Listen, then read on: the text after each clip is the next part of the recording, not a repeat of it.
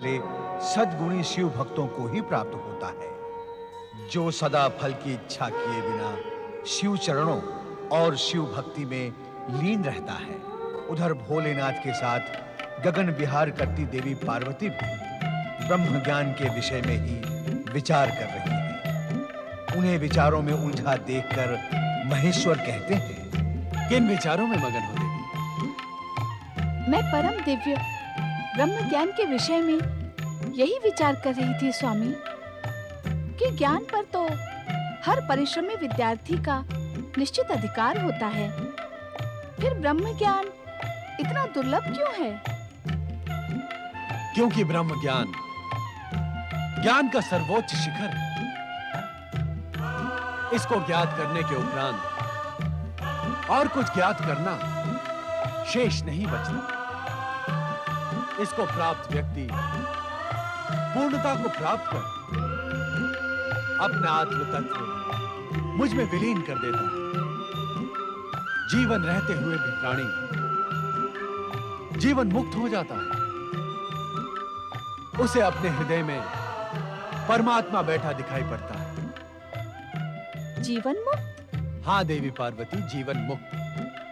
उसी प्रकार जिस प्रकार रात्रि में आप अपने शीश पर धारण किए आभूषण उतार कर रख देते हैं, ठीक उसी प्रकार ब्रह्मज्ञानी अपनी इच्छा अनुसार अपनी आत्मा को शरीर से निकालकर भी जीवित रह सकता है।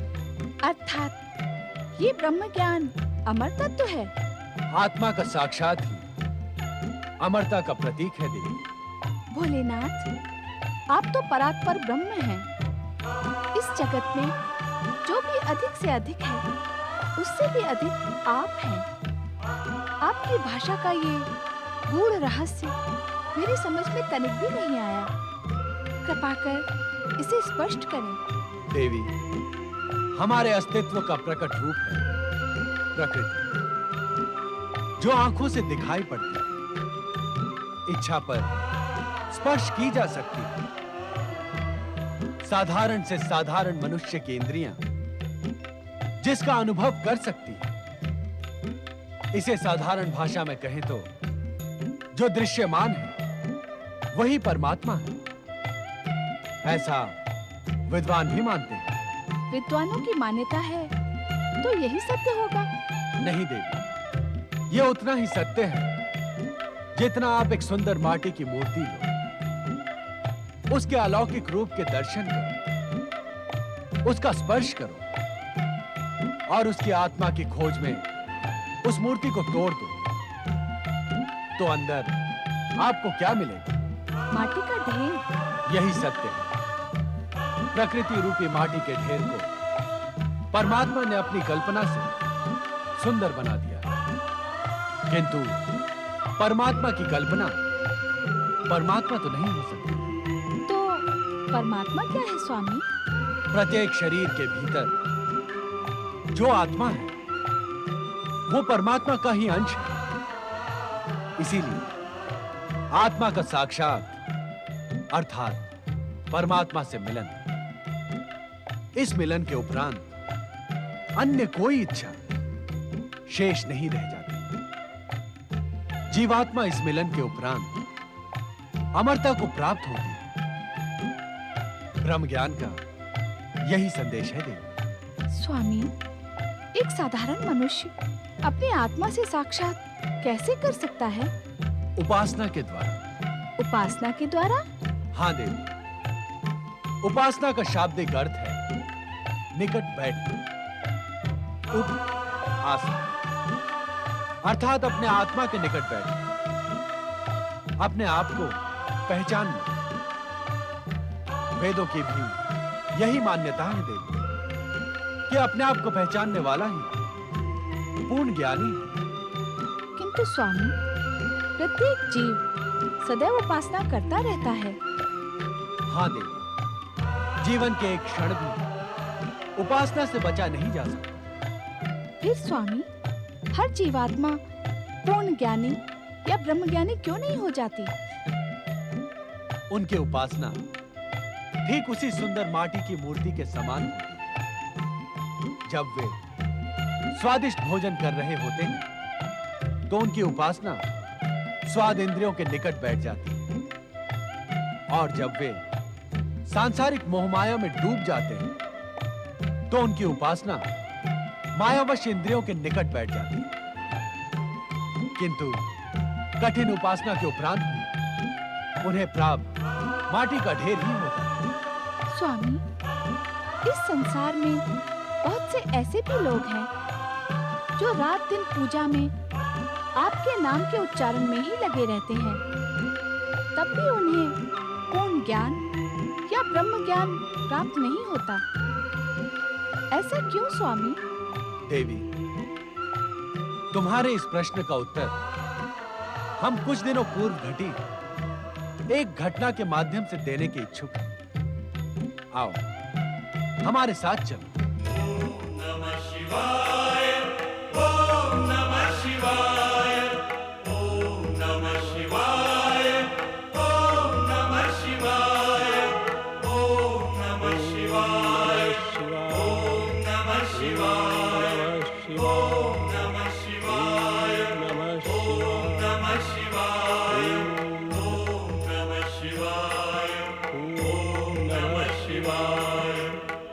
इतनी गहन रात्रि में अखंड शिवाराधना करने वाले ये कौन ऋषि हैं स्वामी?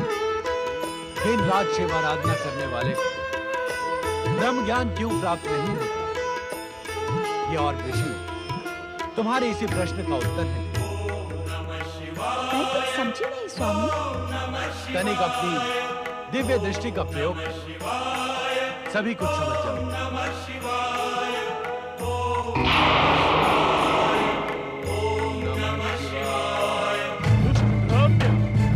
तपस्या के बहाने अपने गुरु का अपमान करना ही तेरा ध्येय है। हम तुम्हारी ये कुचेष्टा कभी सफल होने नहीं देंगे। हम तुझे श्राप देते हैं कि तू इसी क्षण कपोत पक्षी का रूप धारण कर अज्ञान के अनंत आकाश में भटकता रहे।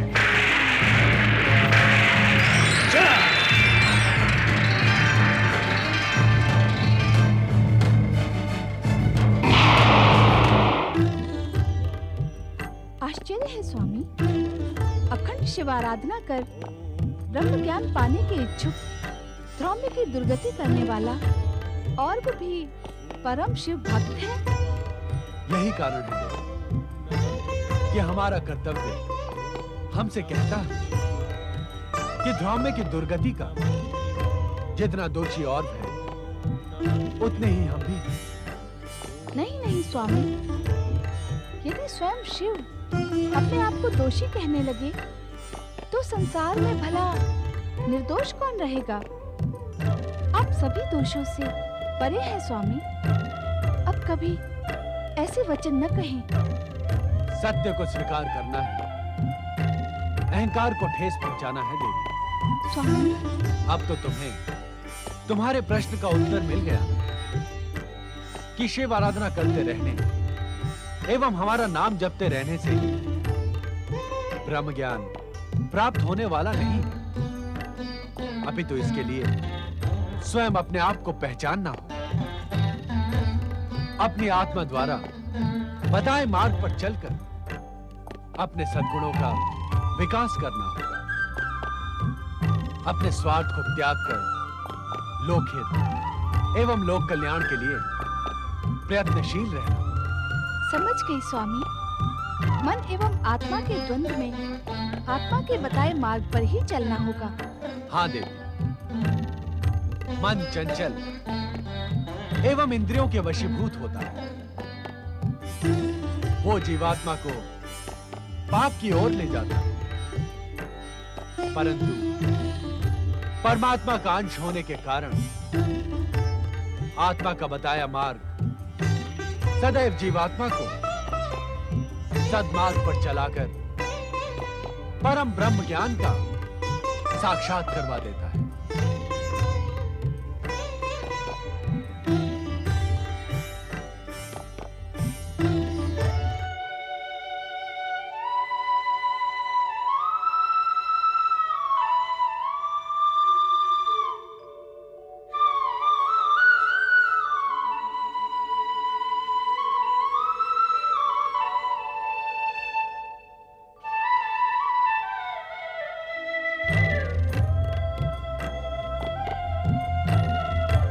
स्वामी, आपके संग रहने पर समय का पता ही नहीं चलता। गगन विहार करते करते पूरी रात्रि बीत गई। देवी पार्वती, पूर्व दिशा से उगने वाला आज का सूर्य आपके लिए ब्रह्म ज्ञान का महान संदेश लेकर आया है। तो क्या ब्रह्म ज्ञान मुझे आज ही मिलेगा?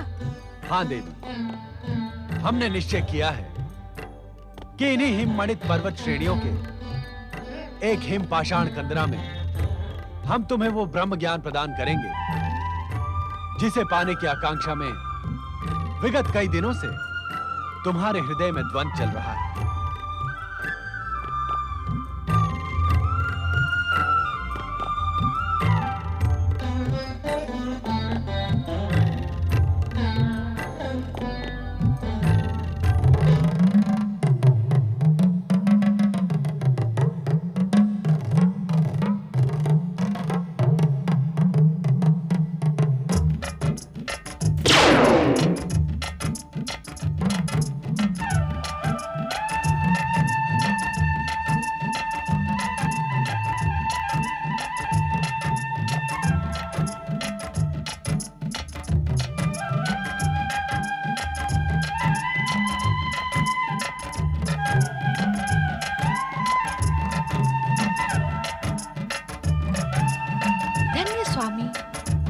प्रकृति के सुंदर, शांत, मनोरम स्थान को देखकर मेरी आत्मा प्रसन्न हो गई है। देवी पार्वती, ब्रह्म ज्ञान प्राप्त करने के उद्देश्य से तुम जिस गुफा में खड़ी हो वो प्रकृति के गूढ़तम रहस्य से भी अधिक गूढ़ और रहस्यमयी है। इस सुंदर स्थान की ऐसी क्या विशेषता है स्वामी? इस स्थान का रहस्य आज से पूर्व किसी के सामने उल्लेखित नहीं किया गया है। हमारे अतिरिक्त इस समस्त संसार में सर्वप्रथम तुम इस स्थान में उपस्थित होकर यहाँ का रहस्य ज्ञात कर रही हो। उस रहस्य को ज्ञात करने के लिए मैं उद्विग्न हो रही हूँ स्वामी। तुम्हारी उद्विग्नता स्वाभाविक है पार्वती। पर्वतराज हिमालय के अत्यंत कठिन, गूढ़ तथा हिम से ढके मार्गों में स्थित यह पवित्र गुफा अमरेश्वर के रूप में हमारा अत्यंत रहस्यमयी एकांत निवास स्थान है। ये आप क्या कह रहे हैं स्वामी? हम सत्य कह रहे हैं देवी पार्वती। हमारे अतिरिक्त किसी भी जीवात्मा को अब तक यहाँ आने का विधान नहीं था। निस्संदेह स्वामी, ब्रह्म ज्ञान प्राप्त करने के लिए मैं विगत दिनों से व्यग्र हूँ, किंतु अब आपके इस रहस्यमय एकांत निवास का रहस्य जानने को उत्सुक हूँ। देवी पार्वती, सृष्टि निर्माण के उपरांत जब जीवन के साथ मृत्यु भी अस्तित्व में आई, तब मृत्यु एवं अंतकाल देवताओं को भी भयभीत करने लगा। भयभीत देवगण हमारी शरण में आए। तब हमने देवताओं को मृत्यु के भय से उबारने के लिए सदा अपने मस्तक पर सुशोभित चंद्रमा को निचोड़ा। अद्भुत, आश्चर्यजनक। निश्चित ही सदा आपके मस्तिष्क का स्पर्श पाने वाले चंद्रमा में अमृत विद्यमान होगा। हाँ पार्वती, चंद्रमा को निचोड़ने से अमरत्व का पान करके देवगण अमर हो गए। परंतु भोलेनाथ, इस पावन कथा का इस पवित्र अमरेश्वर गुफा से क्या संबंध? संबंध है देवी पार्वती। उस अमरत्व की कुछ बूंदें पृथ्वी के इसी क्षेत्र में गिरी। उन्हीं से अमरेश्वर की अमर गंगा अथवा अमरावती नदी बह निकली। अर्थात पतित पावनी अमरावती का प्रारंभ इसी स्थान से होता है। हाँ देवी, चंद्रमा को निचोड़ने से गिरी अमरत्व की बूंदों ने इस गुफा में पहुंच सकने वाले व्यक्ति की अमरता सुनिश्चित कर दी। अर्थात इस गुफा तक पहुंचने वाला व्यक्ति अमरता को प्राप्त कर लेगा? निश्चित। यहाँ की वायु, यहाँ के वातावरण में अमरत्व विद्यमान है, जो किसी भी जीवात्मा को जीवन मृत्यु से मुक्ति प्रदान कर अमर बना सकता है। तब तो मानव कल्याण के लिए ये महान स्थान है, क्योंकि मानव सदैव अमरता प्राप्ति का प्रयास करता है। एक निवेदन करूं स्वामी? अवश्य। यदि आपकी इच्छा हो तो इस स्थान का मार्ग हर प्राणी के लिए सुलभ कर दें। नहीं देवी पार्वती, उससे सृष्टि की व्यवस्था छिन्न भिन्न हो जाएगी। ऐसा क्यों स्वामी? यदि कोई दुष्ट कुपात्र इस स्थान तक पहुंचने में सफल हो गया, तो वो इस स्थान के प्रभाव से प्राप्त अमरता का दुरुपयोग नहीं करेगा। क्या हमारे वरदान का दुरुपयोग करने वाले भस्मासुर की कथा तुम भूल गई देवी? कदापि नहीं भूली स्वामी।